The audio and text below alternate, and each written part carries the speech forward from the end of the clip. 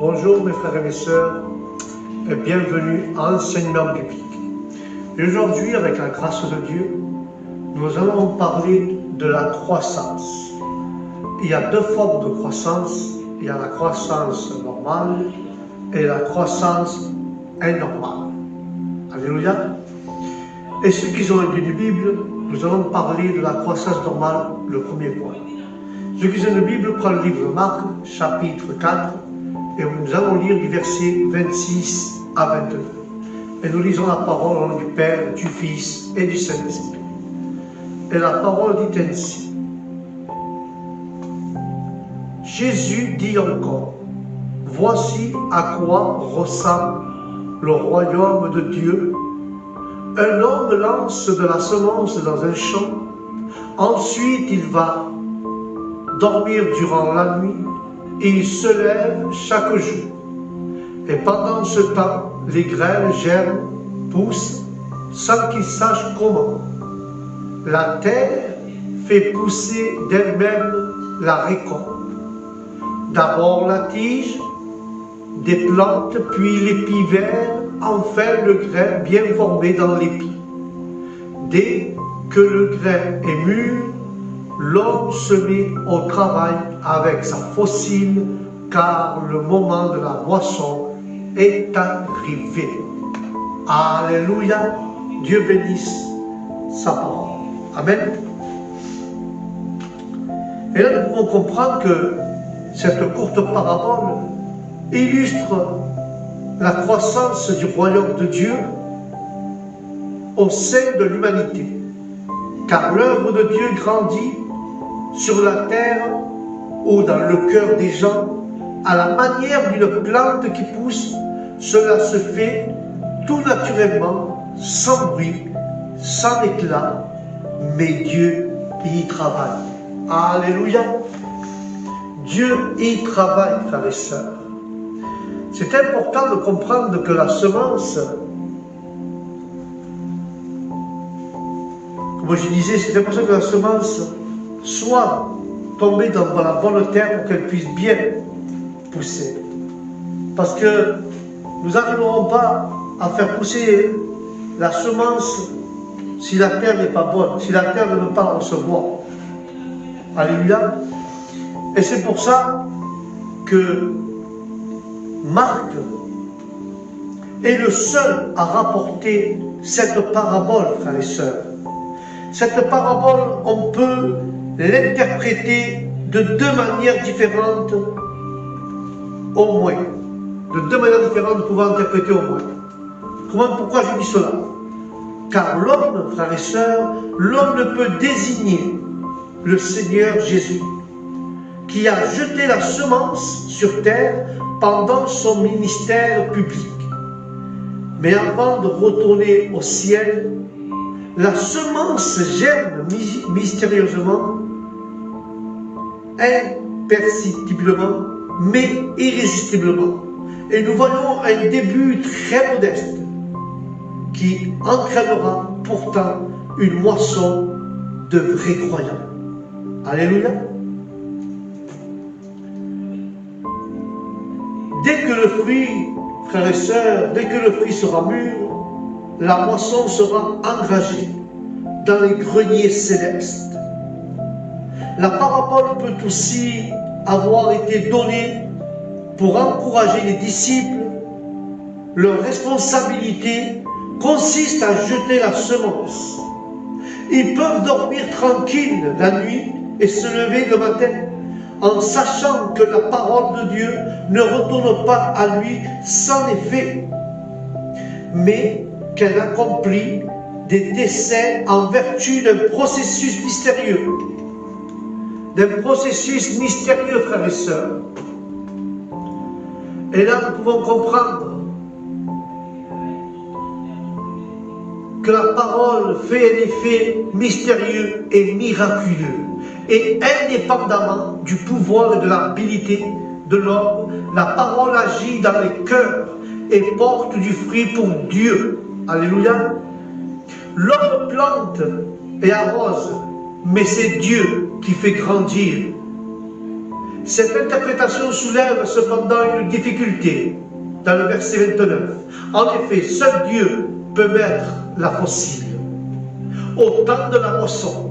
Or, selon cette interprétation, c'est l'homme qui sème, qui utilise aussi la fossile quand le fruit est mûr. Alléluia. Quand le fruit est mûr, il utilise la fossile. Car là, nous avons vu, frères et sœurs, une brève parabole qui suit celle du semeur pour nous montrer que la croissance est tout naturellement le fruit de la vie. Car la terre produit spontanément du fruit, premièrement l'herbe, ensuite l'épi, puis le formant dans l'épi. Pas d'effort à faire, pas d'énergie à gaspiller, aucune énergie humaine. L'humain ne déploie rien. Et pour cela, nous devons déployer, Dieu déploie à tout prix. Dieu déploie cette graine à tout prix pour que nous portions du fruit. Mais il faut laisser la vie agir. Mais pour qu'elle grandisse, la semence a dû germer et prendre racine. Mais nous devons faire attention, frères et sœurs. Si elle ne prend pas racine dans nos cœurs, et les obstacles comme le roc, les épines, doivent être écartés. Il s'agit d'entendre et d'étendre ses racines vers le courant. C'est pour ça que nous devons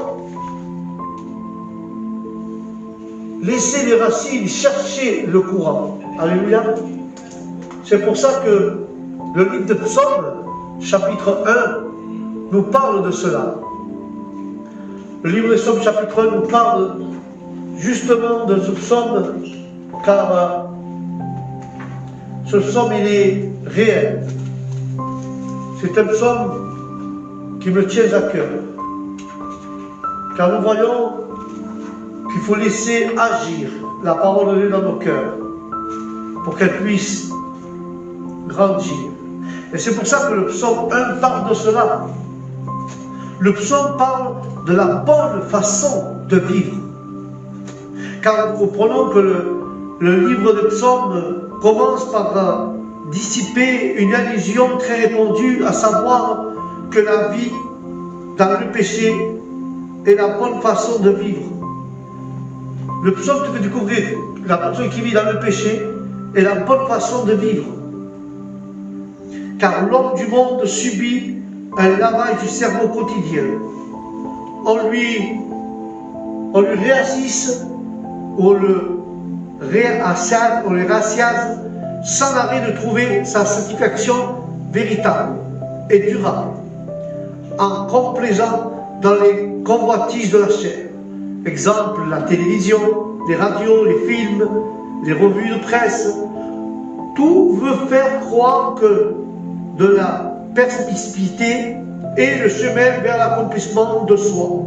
Or, on rejette avec dédain la vie de pureté, en la qualifiant de la puritanisme, et le psalmiste remet des choses à leur vraie place.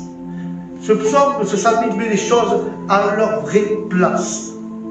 C'est pour ça que l'homme véritablement heureux est celui qui évite le style de vie des méchants.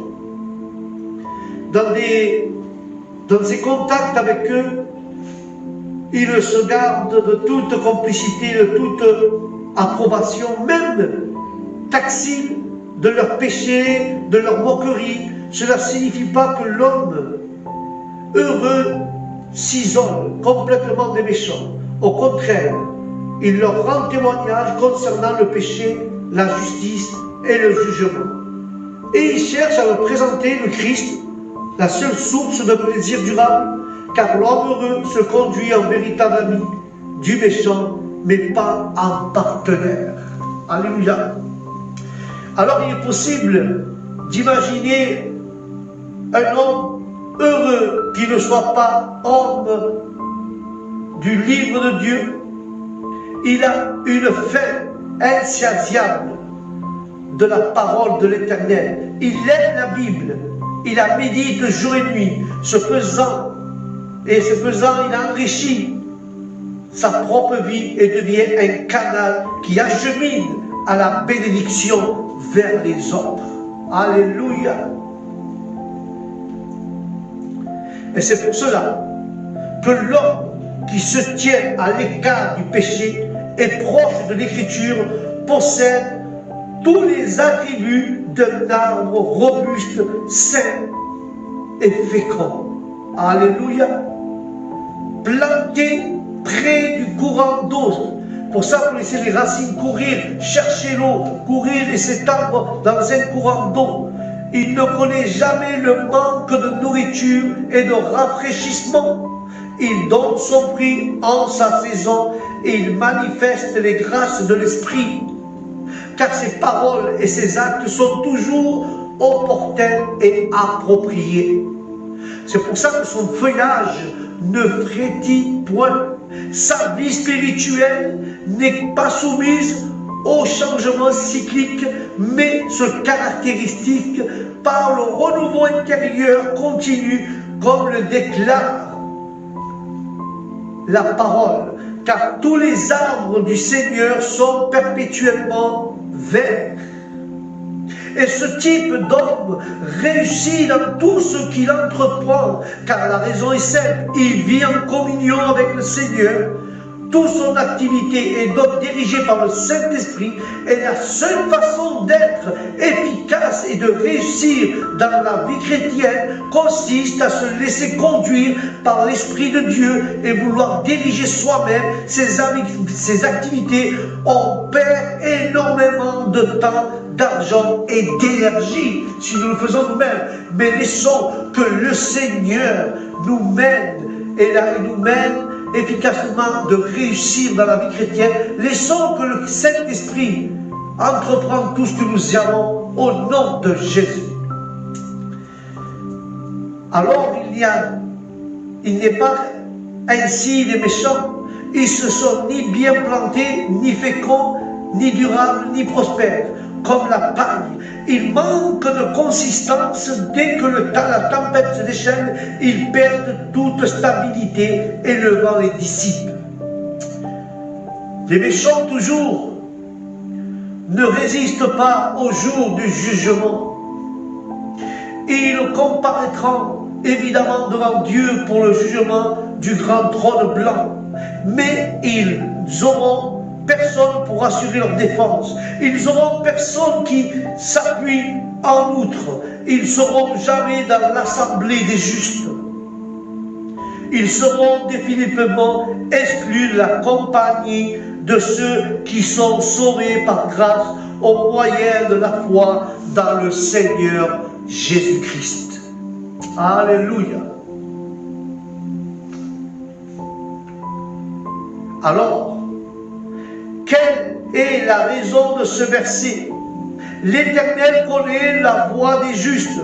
Non seulement il est au courant de leur vie, mais il approuve qu'elle contracte avec la fin d'une vie de péché, c'est-à-dire la mort éternelle. Nous insisterons cependant jamais assez sur le fait que la destinée d'une personne n'est pas déterminée par sa manière de vivre. La question cruciale est de savoir si cette personne est née de nouveau par la foi en Jésus-Christ. Le juste est celui qui a confessé son péché et accepté le Seigneur Jésus-Christ comme son sauveur et personnel. Sa vie est juste, résulte de sa vie nouvelle en Christ. Les pécheurs, ce sont ceux qui refusent de reconnaître leurs besoins et de fléchir les genoux devant le Seigneur Jésus-Christ. Alléluia. Ils préfèrent garder leur péché plutôt que recevoir le Sauveur. Ce faisant, ils scellent leur condamnation. ils scellent leur condamnation, frères et sœurs. Voilà ce qu'ils font. Ils scellent leur condamnation. Et c'est pour ça que le livre de Jérémie aussi, 17:8, le livre de Jérémie, frères et sœurs, parle de cela, parle de cette condamnation et de laisser courir les racines vers un courant d'eau. Et nous pouvons comprendre que Jérémie parle de cela. Jérémie dit encore plus loin, Jérémie 17:8 dit cela, que la déportation est le résultat d'idolâtrie profondément gravée dans le cœur de Juda. Jérusalem est la montagne de Dieu. Ce qu'on vit dans l'homme, c'est s'exposer à la malédiction, car la confiance à l'Éternel est source de bénédiction. Dieu connaît les cœurs tordus de l'homme. Il châtira celui qui acquérit des richesses malhonnêtement. Alléluia. Celui qui enrichit les richesses malhonnêtement, alors Dieu tient en compte comme une perdrix qui couvre ses œufs qu'elle n'a point pondus et voit les oisillons partir. C'est pour ça que c'est une vision peu populaire, mais cependant vraie de la nature du cœur humain. Et c'est ainsi qu'il parle des méchants, incurables, car la nature humaine corrompue dans un état désespéré, sans la grâce divine, nous pouvons voir, et elle dit qu'elle est incurable. Voir aussi, dans le sens incurable apparaît, chaque génération a besoin d'une régénération de l'âme par l'Esprit Saint et la grâce de Dieu. Alléluia.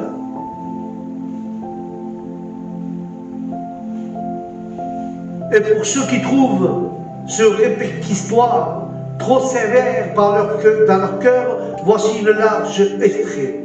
Il existe dans le cœur humain une méchanceté dont nous ne sommes pas conscients et que nous ne soupçonnons pas, car l'homme fait souvent l'erreur de croire ou de moins d'estimer son cœur meilleur qu'il ne l'est en réalité.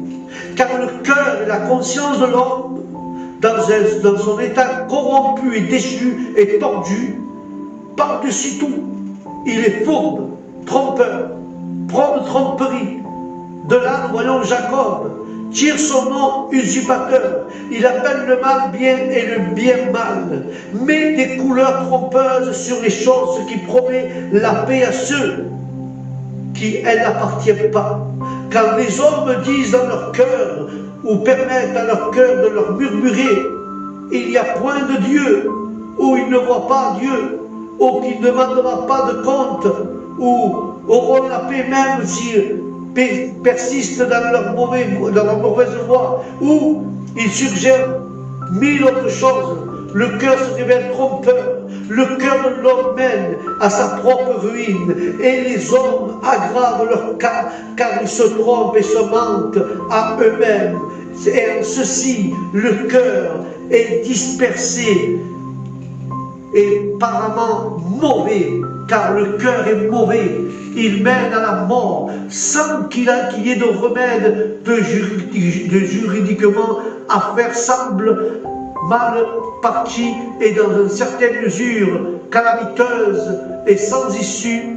Si la conscience qui devrait corriger les erreurs des autres facultés est elle-même mère de mensonges et chef de fil de cette cupidité, que deviendra-t-il d'un homme si ce que devrait être la lampe du Seigneur donne un mauvais éclairage, et si les mandataires de Dieu et de notre âme, défenseurs des intérêts de Dieu, les trahissent?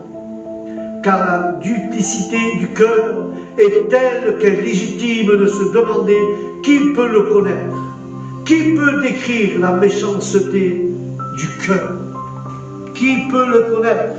Qui peut le décrire? La méchanceté du cœur, frères et sœurs. Et c'est pour ça il faut laisser que la lumière d'en haut éclaire notre âme. Car le fruit n'est pas produit en un jour, car la croissance est lente et progressive pour la maturité. Il faut la patience. Il faut la patience. C'est pour ça que Luc, au chapitre 8, nous parle de ce fruit, de la patience. Car la patience est un fruit, mes frères et sœurs. La patience est un fruit. Et nous devons voir ce fruit comme Dieu nous le demande. Mais la patience est un fruit. Malheureusement, nous avons très peu de patience. Et c'est pour ça que Luc 8,15 nous parle de cela. Nous parle que le Seigneur ne livra le sens de la parabole qu'aux disciples qu'ils avaient déjà acceptés. Car l'enseignement reçu, ils pouvaient donc en recevoir plus. Car Jésus explique que la semence représentait la parole de Dieu. Autrement dit, la vérité de Dieu, c'est-à-dire à son nom, à son propre enseignement, les auditeurs qui sont le long du chemin, entendent la parole, mais d'une manière superficielle, et elle reste à la surface de leur vie, si bien que le diable, en représentant les oiseaux, n'a aucune peine à les ôter. Car les auditeurs, ceux qui sont dans le roc, entendent également la parabole, mais ne permettent pas de briser leur cœur. Ils restent indépendants, ils ne se font rien, et il ne faut rien. Manque d'eau pour que la semence germe, et celle-ci sèche et meurt. Peut-être dans un moment d'enthousiasme, ces chrétiens ont-ils fait une belle profession de foi, mais qui n'a pas de conscience? Ils ont fait une profession de foi, mais ils n'ont pas de conscience. Ils ont manifesté une apparence d'une vie, mais ils n'avaient pas de racines. Dès que les difficultés ont surgi, ils ont renié leur profession de foi chrétienne. Et c'est pour ça, ceux qui reçoivent la parole de Dieu dans le sol épineux sont ceux qui semblent bien marcher pendant un certain temps, mais leur incapacité à persévérer prouve qu'ils ne sont pas des croyants authentiques, car les soucis, les richesses, les plaisirs de la vie reprennent dessus et ils étouffent la parole. Et la bonne terre, que dire? La bonne terre correspond aux vrais croyants, ceux dont le cœur est honnête et bon. Ils n'ont seulement reçu la parole, mais ils lui ont permis de façonner leur vie. Ils ont été réceptifs à l'enseignement obéissant, développant un véritable caractère chrétien en portant du fruit pour Dieu. En écoutant la parole de Dieu, je possède ce que j'entends sans me contenter seulement de la joie que cela me procure. Et si je le fais mien, alors il devient une partie intégrante de mon âme.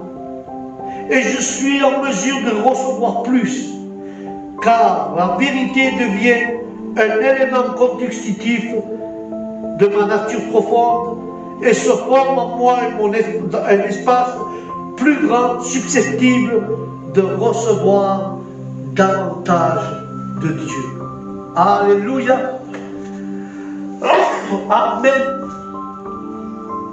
Alléluia. Béni soit la parole de notre Seigneur. Et c'est pour ça que le livre de Timothée parle du laboureur à travailler premièrement. Jacques aussi nous parle qu'il attend le fruit précieux de la terre. Et ainsi, si nous pensons aux divers laboureurs, comme le proclame le livre d'Isaïe, nous proclame le véritable laboureur. Le véritable laboureur. Isaïe en parle dans Isaïe 53, verset 11. Et je le comprends, que le véritable laboureur, nous allons voir ensemble, c'est Dieu. c'est Dieu.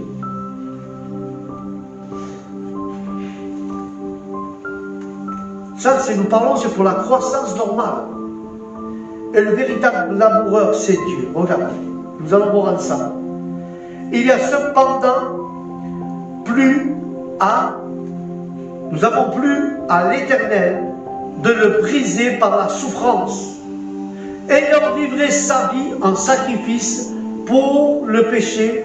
Il verra une postérité nombreuse, celle de ceux qui croient en lui, et il prolongera ses jours, juste qu'il vivra par la puissance d'une vie sans fin. Il parle de la vie éternelle. Dieu réalisera tous ses désirs, par lui. En conséquent, les multitudes des gens rachetés par son sang, il les rassasia amplement de son âme. Par sa connaissance, mon serviteur juste justifiera beaucoup d'hommes.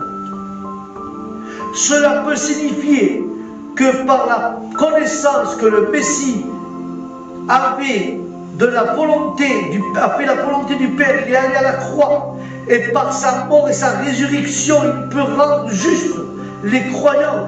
Mais on peut aussi comprendre qu'il s'agit de la connaissance de Christ, comme le Seigneur l'a lui-même déclaré, la vie éternelle.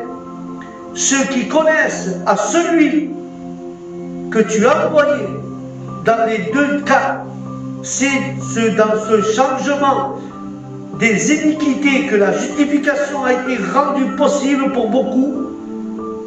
Et c'est pour ça, qui peut dénombrer sa génération? Qui démembrera toutes les victoires de la croix? Des millions d'autrefois morts vivent de nouveau. Des miracles suivent ce cortège, car nous avons un Seigneur victorieux, oui, un Seigneur victorieux et roi qui va revenir pour son Église, pour donner la victoire sur le péché et sur le diable. Amen, amen et amen. Voilà de quoi parle Isaïe 53, 11. Du vrai laboureur, celui qui travaille, c'est Dieu. Et il ajoute qu'il verra du fruit du travail dans son âme. Alléluia.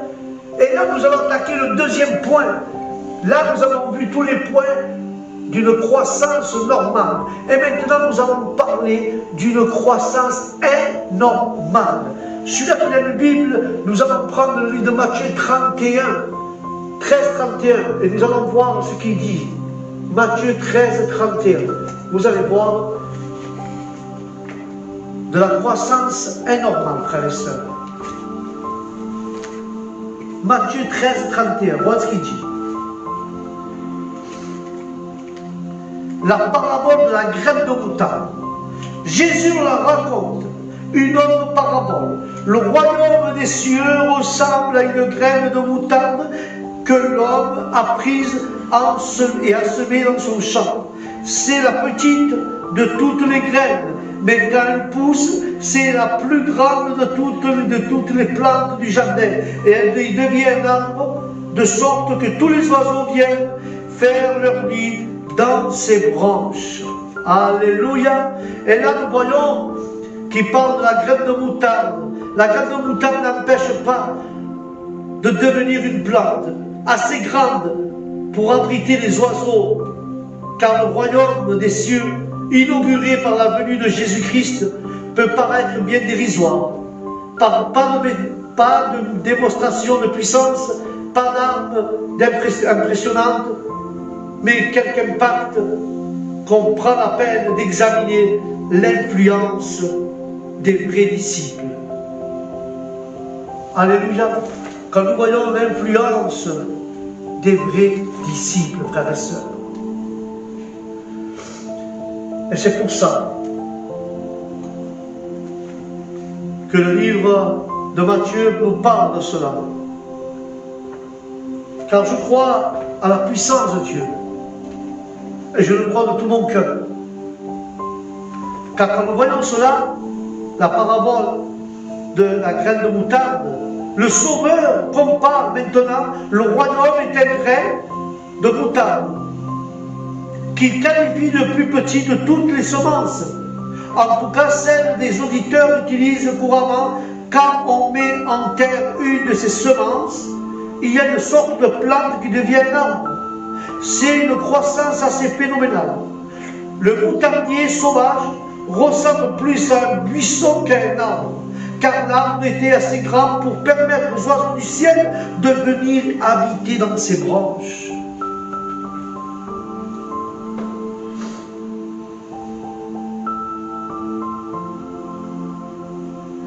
C'est incroyable. C'est incroyable, frères et sœurs, ce que vient de dire la parole de Dieu.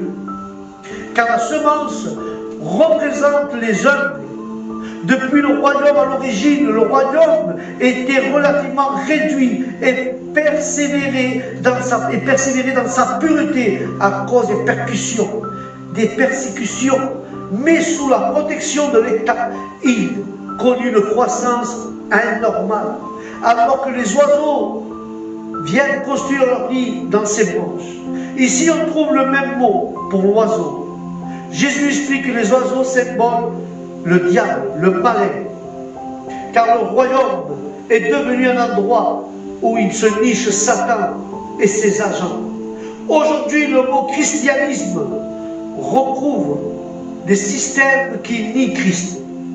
Par exemple, les unitariens de la science chrétienne, les mormons, les témoins de Jéhovah et l'église de unification, plus connue sous le nom de secte de Mormon.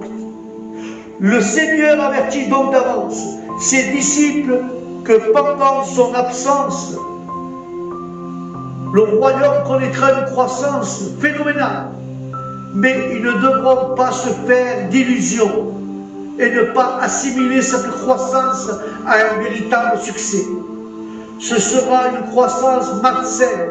Cette minuscule semence deviendra un arbre anormal, grand, mais celui-ci servira d'habitation pour les démons et repère de tous les oiseaux impurs et odieux. Alléluia. Nous devons faire très attention, frères et sœurs, car cela peut vite nous jouer des tours.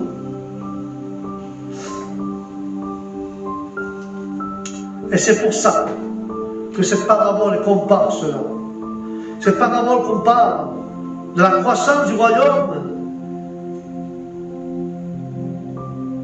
avec le royaume du diable. Un arbre de moutarde qui grandit vite, c'était normal. Il devient un arbuste assez grand. Et les démons et les agents du diable, ils nichent. Et le royaume est connu dans des débuts modestes.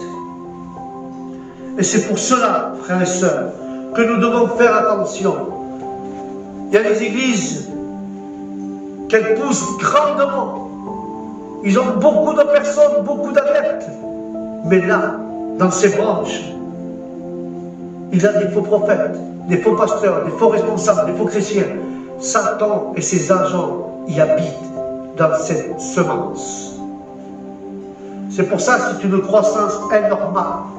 Car une plante, frères et sœurs, une plante habituellement de petite taille, à peine un petit buisson a pris sa croissance et devient un arbre de sorte, comme j'ai dit, que les oiseaux du ciel viennent et demeurent dans ses branches. Indépendamment de sa portée prophétique, car au développement de la crétinité dans le monde, cette parabole ne contient-elle pas un avertissement pour nous à ne pas vouloir nous élever, dominer et nous placer au-dessus des autres et devenir un grand arbre?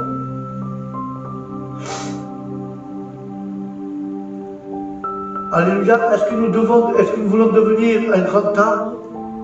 C'est pour ça que le livre de Luc, chapitre 13, verset 19, nous parle de cet arbre très grand. Et moi, je te pose une question. Est-ce que tu veux devenir un grand arbre? Est-ce que veux-tu devenir un grand arbre? Car Luc nous apprend, il nous montre, frères et sœurs, dans Luc 13, 19, Luc nous parle qu'après avoir été témoin de cet extraordinaire miracle de guérison, le peuple aurait pu se demander si le royaume n'allait pas être inauguré immédiatement. Et le Seigneur dissipa leur illusion en leur racontant deux paraboles destinées à décrire la forme du royaume de Dieu. Dans l'intervalle du temps qui sépare le rejet du roi et son retour sur la terre pour établir son règne, elle représente la croissance de la chrétiennité et de la vie chrétienne qui englobe aussi bien les chrétiens de nom et les vrais enfants de Dieu.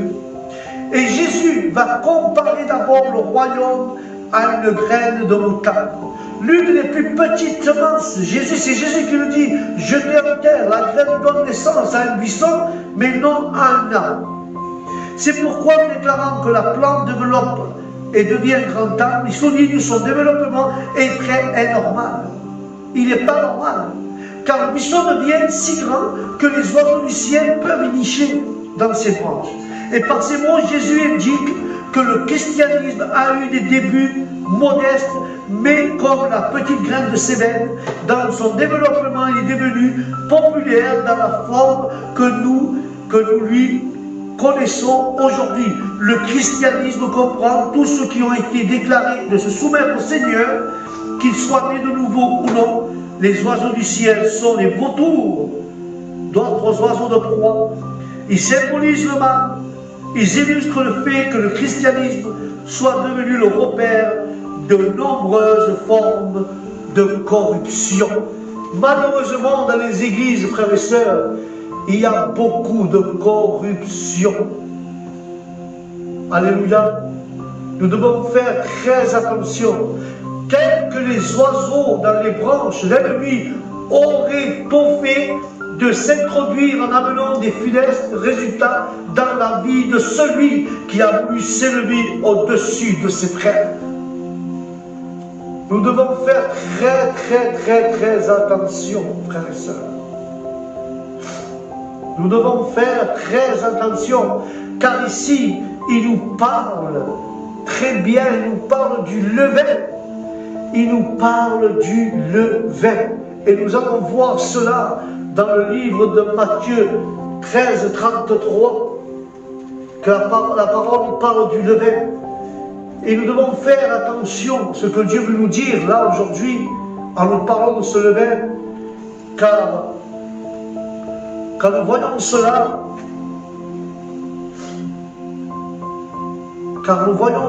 frères et sœurs, quand Jésus nous parle de ce levain, nous pouvons comprendre et voir cela. Regardez. Le Seigneur, quand il parle du levain, comme j'ai dit, le Seigneur Jésus compare ensuite le royaume à du levain, d'une femme qu'a pris et a mis dans 3 mesures de farine. À la fin, toute la pâte s'est élevée. On identifie généralement la pâte au monde et le levain à l'évangile qui sera prêché par toute la terre jusqu'à ce qu'il ait dit les individus soient sauvés. Cette interprétation est cependant contredite par l'écriture, par l'histoire et par des événements courants. Dans la Bible, le levain est toujours une image du mal, car Dieu ordonna aux Israélites de supprimer tout levain de leur maison. Ils comprirent la leçon. Celui qui mange du pain levé entre le 1er et le 7e jour de la fête des pains, sans levain, devrait être retranché du peuple. Mais Jésus mit ses disciples en garde contre le levain des pharisiens et des sadducéens, et contre le levain d'Hérode. Et nous voyons que dans le levain est synonyme de malice et de méchanceté, et s'identifie aux fausses doctrines d'une façon générale. Le levain désigne soit un enseignement erroné, soit un mauvais comportement. Et dans cette parabole, Jésus met donc ses auditeurs en garde contre la puissance du mal qui infiltre dans le royaume des cieux la parole du grain de moutarde, montre le mal installé dans la forme extérieure du royaume. Celle-ci souligne la corruption qui agira à l'intérieur de l'Église ou à l'intérieur du royaume. Mais nous pensons que dans cette parabole, la farine représente la nourriture du peuple. La farine représente la nourriture du peuple de Dieu telle qu'il la trouve dans la Bible. Le levain désigne toute mauvaise doctrine. La femme est une fausse prophétesse qui enseigne et séduit. N'est-il pas significatif que de nombreuses sectes pernicieuses aient été fondées par des femmes? Car la Bible leur interdit d'enseigner dans les églises aux femmes. Mais certaines se font et se sont néanmoins attribuées une compétence de théologie et ont dénaturé la nourriture du peuple de Dieu par leur hérésie destructive. Et je dis clairement à ceux qui objectent que Christ n'aurait pas comparé le royaume des cieux à quelque chose de mauvais, il suffit de répondre que pourtant comparer le royaume à ce qu'il englobe à la fois l'ivré et le formant, à ce qui englobe à la fois le bon et les mauvais, les bons et les mauvais poissons, qui va de même jusqu'à inclure un méchant serviteur, ainsi qu'un homme non revêtu de l'habit des noces, et qui fut donc perdu. Là, nous devons faire gaffe, frères et sœurs, car cette parabole nous a appris de belles choses. Et c'est pour ça que nous devons faire très attention, parce que Luc nous parle aussi de cela.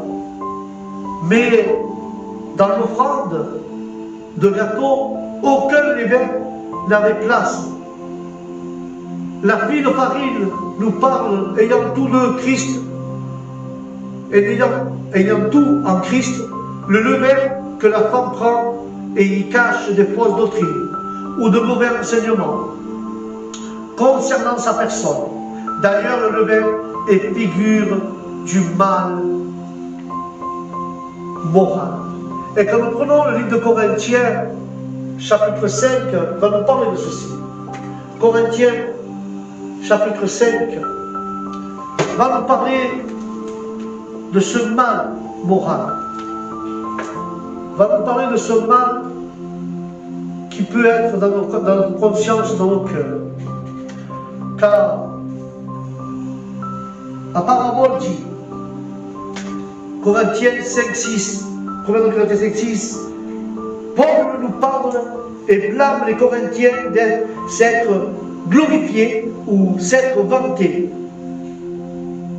Peut-être n'excuse-t-il en arguant que les péchés ne s'étaient produits qu'une fois. Ils auraient dû savoir qu'un peu de levain fait lever toute la pâte, car le levain illustre ici le péché moral. C'est ce qu'on parle, frères et sœurs.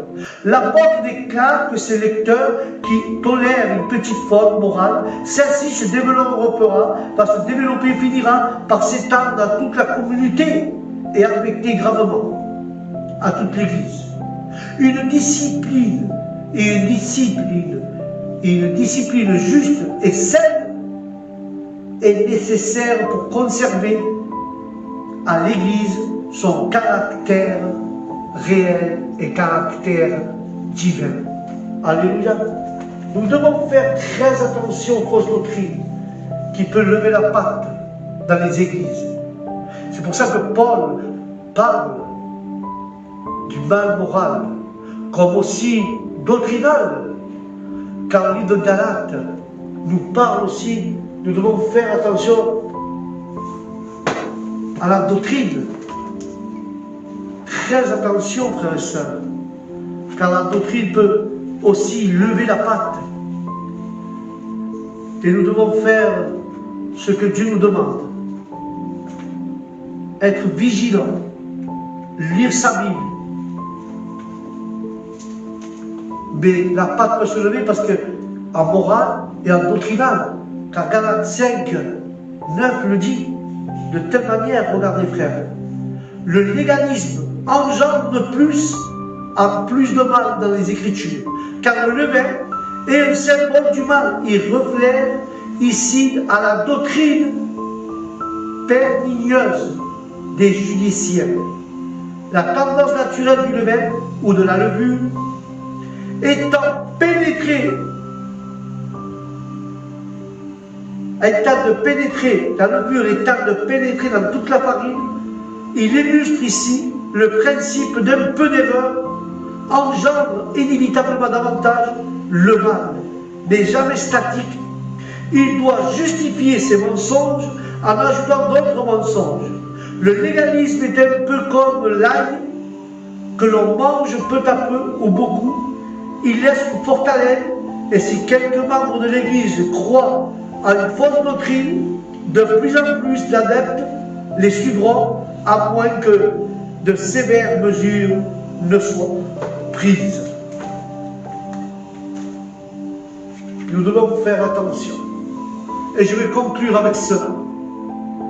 Car le levain, ou la levure, elle produit cette enflure intérieure de la chair, du moi. Et s'il n'y a pas moi à l'église tombe. Du moi. Alors, je te demande, avec la grâce de Dieu, qu'il y ait point de levure dans nos cœurs et dans nos chairs. Car si nous avons le moi en nous, disons à Dieu que le moi, Dieu le détruise. Car le moi va nous conduire à l'hypocrisie, comme le levain des pharisiens, soit à la corruption, au danger. Et le danger est autant plus grand qu'il s'étend rapidement dans toute la pâte entière. Voilà mes frères et mes sœurs.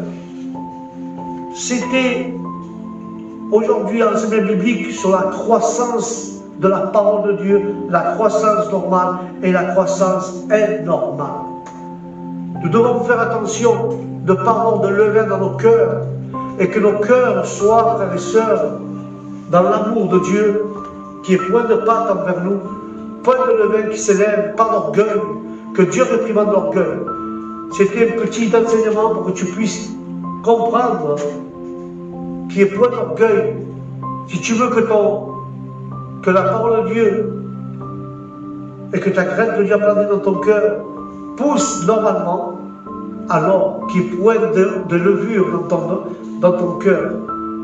Parce que la levure va empêcher que ta croissance normale pousse. Il va pousser comme l'arbre de moutarde. Vite, mais à l'intérieur, il n'y a rien. Une âme perdue. Amen. Voilà mes frères et mes sœurs, c'était l'enseignement biblique d'aujourd'hui sur la croissance normale et anormale. Sur ce, je vous dis que Dieu vous bénisse, que la paix de Dieu soit avec vous et avec toute votre famille, et que le Saint-Esprit vous accompagne où ce que vous y allez. Et je vous dis au prochain programme enseignement biblique, que Dieu vous bénisse. Shalom.